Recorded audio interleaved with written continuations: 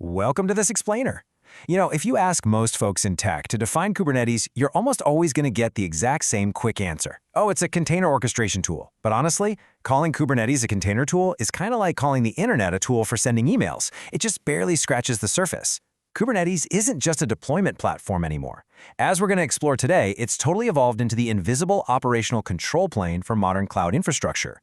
We're talking about the silent engine that is literally powering the world's AI systems, massive streaming platforms, enterprise APIs, and these huge distributed global ecosystems. So it's not just managing boxes, it's running the entire modern digital world. Here's our roadmap for today. First up, we'll look at the evolution of infrastructure. Second, we're going inside the Kubernetes engine. Third, we'll talk about orchestrating cloud-native ecosystems. And finally, we'll wrap up with the modern cloud operating system. Okay. Let's dive into this. Section 1. The evolution of infrastructure, from manual to portable. To really appreciate where we are right now, we have to remember the dark ages of managing servers. We started out with physical servers, right? Manual deployment, painfully slow scaling, and just massive inefficiency. Then virtual machines came along and definitely improved shared resource efficiency, but the operational complexity was still sky high. Then came the real game changer, containers.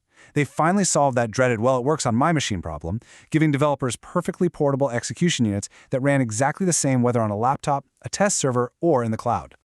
But that massive breakthrough actually created a massive new challenge. It's one thing to run 5 or 10 portable containers, but how do you coordinate thousands of containers reliably? Imagine thousands of these little units constantly spinning up, shutting down, needing to talk to each other, all distributed across a massive global network. It was quite frankly a logistical nightmare just waiting to happen. Which brings us to Section 2, inside the Kubernetes engine, anatomy of the control plane. And this brilliantly illustrates how Kubernetes actually solved that logistical nightmare. They introduced a genuinely brilliant idea, declarative infrastructure. Contrast this with the old manual model. Instead of an engineer sitting there clicking buttons or writing complex scripts to control every single operational action, Kubernetes treats infrastructure like a continuously managed distributed system. Engineers simply declare a desired state. They just state the exact outcome they want. Then the control plane completely takes over. It continuously attempts to match that desired state with the actual state of the cluster, totally without human intervention. It's automatically managing the scheduling, the networking, the scaling, and the overall system health. Now, to make all this happen, we really need to understand its foundational building blocks. While we throw the word containers around a lot, Kubernetes actually operates on something called pods. A pod is the primary deployable operational unit here. It represents one or more tightly coupled containers that share the exact same networking and storage context. So you don't actually deploy a raw container directly into Kubernetes, you wrap it in a pod. This gives the engine a nice standardized unit that it can easily manage, move around, and replicate. Because it uses these standardized pods alongside that declarative control plane, the whole system becomes beautifully autonomous. Let's stress what actually happens when disaster strikes. Step 1. A physical node fails. In the old days, alarms would be ringing, pagers going off, and engineers would be waking up in a panic at 3 a.m. But here, Step 2. The Kubernetes scheduler instantly detects that the actual state no longer matches the desired state. Step 3. It just automatically moves and restarts those workloads on healthy nodes. It literally heals itself. It creates a system that dynamically maintains its own health and elasticity.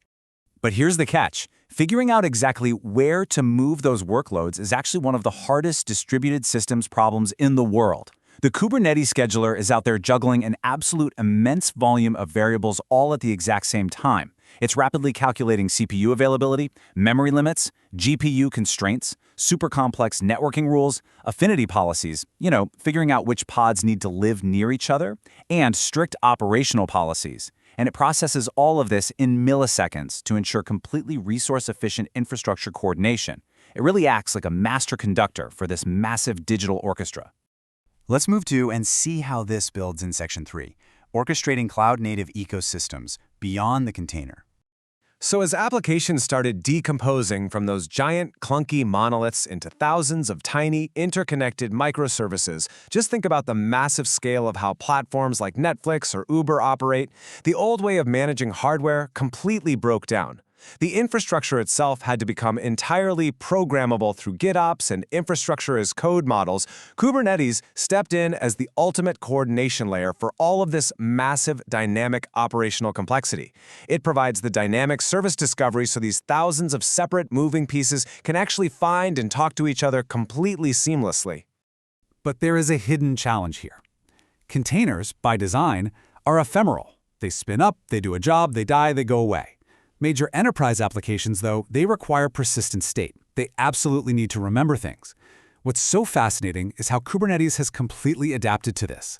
The engine increasingly coordinates highly complex, persistent distributed storage systems. It's out there managing critical databases, massive AI models, real-time streaming checkpoints, and crucial operational memory. It's literally taming the heaviest, most critical data workloads a company has. And speaking of heavy workloads, this is where it gets incredibly exciting. We are talking about modern AI workloads, GPU-intensive inference systems, massive streaming pipelines, model-serving APIs, and vector databases for retrieval systems. The demands of AI-native systems are truly astronomical. And Kubernetes is right there at the bleeding edge, increasingly orchestrating all of these complex machine intelligence workflows simultaneously. It really is the core infrastructure that's allowing modern AI to scale so dynamically. Which brings us to our final part, Section 4, the modern cloud operating system, a philosophical shift. Now, what's really interesting about this slide is that the sheer scale of this philosophical shift is just staggering. Think about a traditional operating system, like Windows or Linux. It coordinates processes, memory, and storage on one single machine. Well, Kubernetes coordinates those exact same things, scheduling, networking, storage, security, resource allocation, but across entire global infrastructure clusters. It takes thousands of individual servers and abstractions and fundamentally makes them behave as one single unified computer. It literally takes the operating system concept and scales it globally. And because it acts as this massive, overarching operating system, its reach touches absolutely everything, especially security. In a cloud-native world, your operational attack surface is massively expanded. You've got thousands of containers, countless APIs, intricate service meshes, and complex cluster networking. Because Kubernetes is the underlying operational substrate managing all of this, cloud-native security now fundamentally overlaps with Kubernetes governance. Securing the enterprise literally means securing the Kubernetes control plane and the service meshes it relies on. So the crucial point is captured perfectly in this realization from our source material. Kubernetes optimizes around continuous operational coordination. This fundamentally changes infrastructure engineering. Traditional infrastructure, it optimized around static machines. Set it and forget it. But the modern internet just doesn't work like that anymore. It requires systems that are continuously adapting, continuously reconciling, and continuously coordinating. Which leaves us with this provocative thought. Will the future digital economy even survive without infrastructure capable of autonomous operational coordination at massive scale?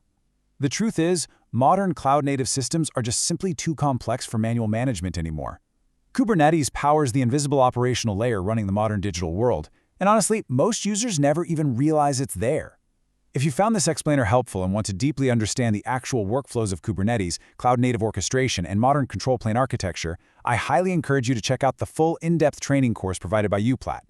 Until next time, keep exploring the invisible engines that power our world.